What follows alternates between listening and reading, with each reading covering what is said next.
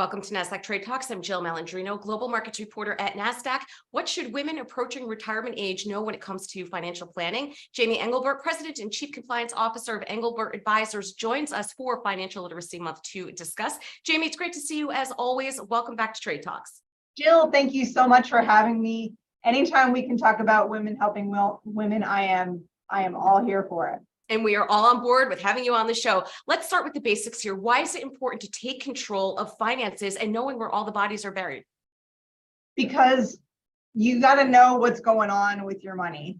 And a lot of times what we hear from the older generation is, oh, my husband handles this, he'll worry about it. But guess what? You got to worry about it. And it's more important to start asking questions with your spouse while they're still alive and here to answer the questions than it is to start guessing and piecing things together when they're gone. Unfortunately, that's what happens a lot of the time. My biggest suggestion, and I kind of love this, but it sounds morbid, is to create something called a death file. And we do this ourselves, me and my husband, and it's just basically a file where we keep anything that might be related to accounts, legal documents, our wills, our power of attorneys, medical directives, insurance policies, things like that. Just important account numbers that if one of us were to pass away, we could go right to that file, pick it up, and know exactly the important things that we would need to take care of. Another important thing sometimes is passwords.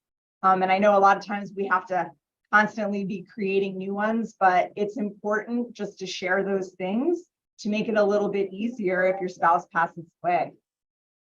What about will planning? What do you need to do if your spouse dies or is disabled?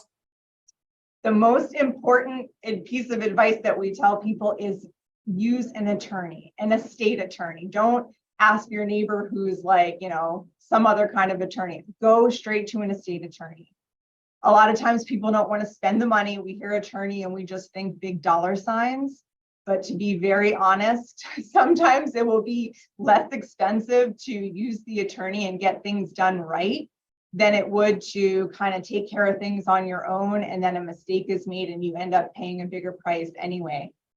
So definitely work with an attorney. And another thing that we think is so important, and people come to us looking for professional advice, and I just say, that's what you got to do. You have to understand what's happening. So if your spouse just passed away and you're coming to us, not knowing a whole lot about what was going on with your finances, that's up to us to meet you where you are as the client. So if you're undereducated, it's my job as a professional to, tell you, explain things to you of how things work and how to set a budget and what the investments look like and how you can use your investments to grow to help you, supplement your income. So it's all about asking questions and working with professionals.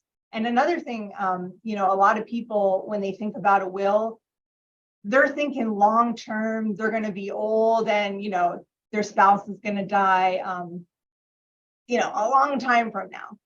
What people have to also think about is not every widow or widower is old. You could have a young person pass away and that spouse is left to, if you weren't the one who were kind of like handling things, you've got to start over and get things in check for yourself. So that's when it comes to wills, think long term, but also think about all the stages. And a will is a living document. You can change it at any time. If you have a major life event, like when your spouse passes away, that's definitely a time you would want to reach out to an attorney and draft a new will. And another time that you might want to have a new will drafted is, a lot of people don't think about this, is when you get divorced. We see this a lot is, people get divorced and they didn't, update their will, but they didn't change maybe the beneficiaries on their IRA or their life insurance policy. So those are all important things to think of when you're planning for the future, doing wills, things like that. Any major life event is a time you might want to think about updating your will. Right. We appreciate the insight, Jamie. Thanks for joining us on Trade Talks. I'm Jill Malandrino, global markets reporter at NASDAQ.